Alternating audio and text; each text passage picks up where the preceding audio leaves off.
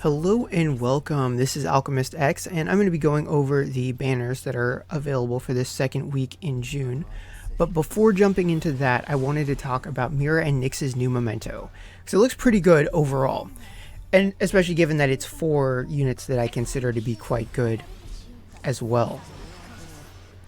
So, first and foremost, the leader skill. It is highly specialized, but I think that it's pretty solid for magic units, especially in a boss situation where you don't have to worry about survival and you're just trying to do as much damage as possible. And that's because it's 60 M attack power, 20 healing, 15 hit rate, and then strong versus lust plus 60. That last one, highly conditional, but that'll apply to the Genesis protagonist, the Dark Twins, and then Quince and Ambrosia. So again, highly specialized, but if you're able to form a team with those units and you want to just magic a boss to death, that is a good leader skill to have.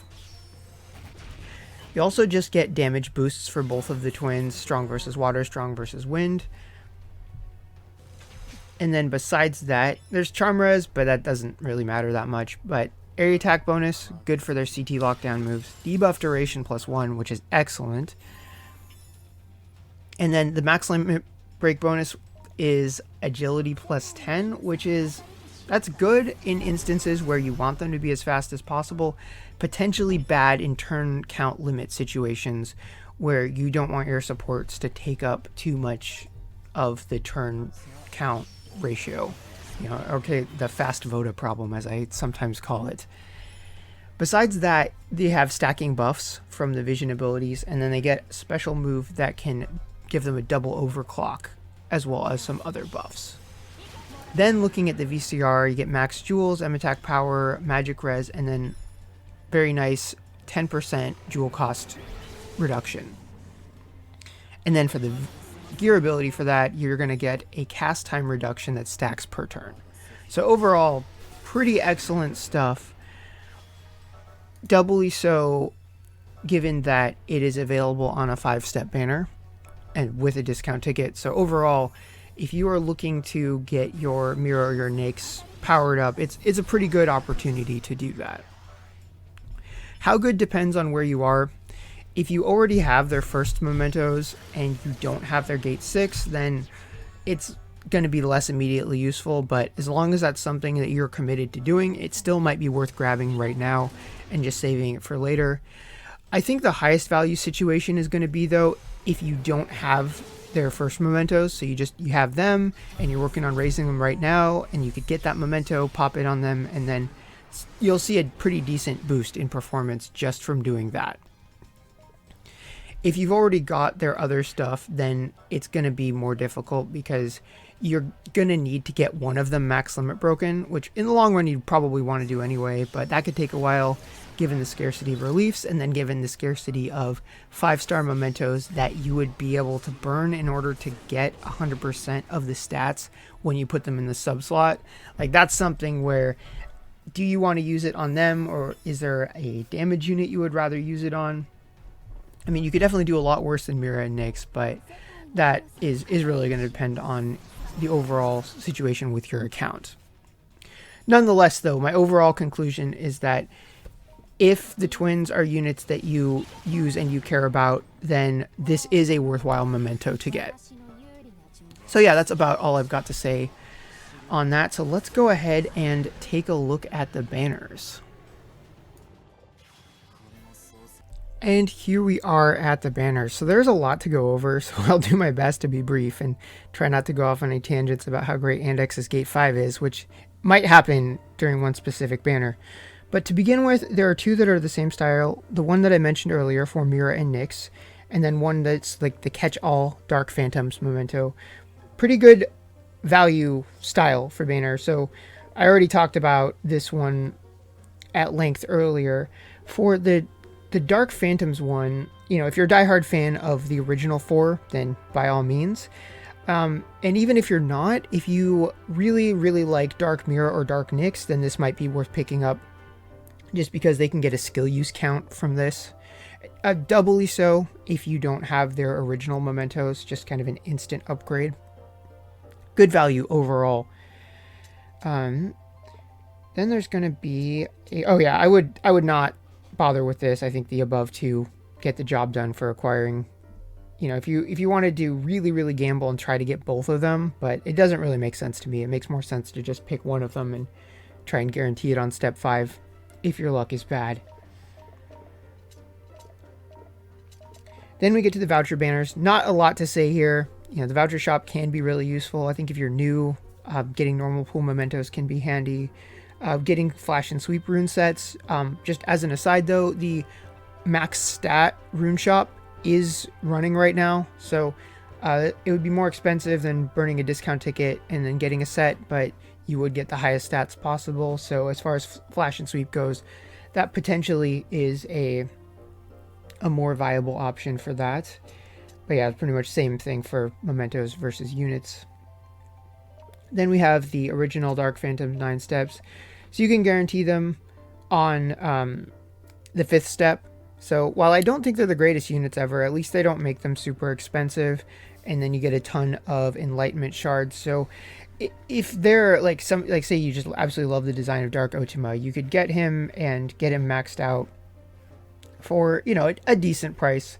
I would definitely only consider that if it was more of a matter of the heart rather than a matter of the meta. But nonetheless, still an option. Then we get to a Genesis coin banner. So this is just a make your own pickup banner. If you have really bad luck with pickup banners like I did recently, that might be discouraging, but sometimes what you can get with the coins will determine its value, even if you do have the most horrible luck. For example, I'm going to do a couple steps on this just because I am really close to getting Nimmel's Gate 6. About 17 shards away. So if I do a couple runs of this, I can get, what, 430 coins once you factor in the gem spent bonus, and that's more than enough to get him to the Gate 6. And then I've also never bought Andex shards with the Genesis coin shop before, so I can get him closer to his absolutely amazing Gate 5 skill. So that's kind of my plan. We'll do that at the very end of the video. There is also Legacy Ouroboros. She is an excellent unit. She is kind of one of my strongest units overall. Some of that happened just because of pure luck pulling her on the right 100 shard duplicates, because she does take quite a lot of vertical investment, and then ideally you would have her memento and have it max limit broken and have it, you know, hyper enlightened and all of that. But if you can do all that, you will get just a godly dark magic unit who's also got some CC and some debuff protection. So I could not endorse Legacy enough. I think she is definitely one of my favorite units in the game. Bianca is not. She's a really good healer. She's got some magic. She's got some debuffing. I have her, but she's not enlightened to the same degree. But she definitely, as far as healers go, she's quite potent. And then she's also got some magic on the side, so she's available too. And then with that, version 2 Emil. So naturally, if you have a maxed out Emil, then she makes an excellent choice to go for. If you don't, then not as much, just because then you have to go through the struggle of getting her max limit broken, and you don't have like an end game for enlightenment. So she's a little bit harder to recommend. But that being said, she can dispel dragon field effects, and that is a really nice skill to have. Then we get to, finally, for the things for this week, the choose your own Genesis Memento pickup banner. So just remember that the coins they give you are different from the Soul Shard coins, and they are harder to make use of in smaller amounts. So I generally, my attitude with this is like, if you're going to go for it, you should go all the way. Otherwise, really bad luck doesn't yield you much. But if you do go all the way, you can guarantee yourself one of these mementos. I think it's a little annoying that they have Legacy Ouroboros' memento on this pickup banner, and they don't have her as one of the units on the unit pickup banner, but whatever. And then for another 3 days, if you wanted to take another stab at Riza or Lindrake, you could do that, although Taga is no longer in effect, so the value of it is tanked a bit. And then finally, we get to the wedding banners, or wedding memento banner. So this one's a pretty straightforward 9-step selector on step 9. Definitely some good mementos here if you're a fan of Shayna or Gino or Chihaya or Ryui especially. Lucy, I guess, I raised her in global and was never really able to use her to great effect. Not that she was bad or anything, but just unless she was like soloing a stage with her Magic Meister Snowball. Aside from that, nothing too crazy. Gino, however, is really good with his Job Plus. Ryui is Ryui. And then, you know, more stats for Chihaya is always good, given that she's such a vital unit to have. But yeah, that is it. It was definitely long banner overview, but there's a lot of good options to choose from. So with that out of the way, let's go ahead and do 2 steps of the Genesis unit pickup banner and see what happens. Okay, so I just realized I had Mira in here, and I realized that was a terrible idea because I have a bit of a line for fire units with like both Adelaide and Lisa Knott, so I just swapped her out for Dark Nyx, who I could use some more shards of. I highly doubt any of that's going to matter anyway, but let's go ahead and get this started. I just really want to get Nimble's Gate 6 because I have 2 mementos for him, and he's a unit that I use quite a bit. And so being able to equip both of them at once, even at the reduced stats, will still be nice with the long-term goal of gathering Gluttony Reliefs to get that one leveled up. Okay, first roll does not look very good.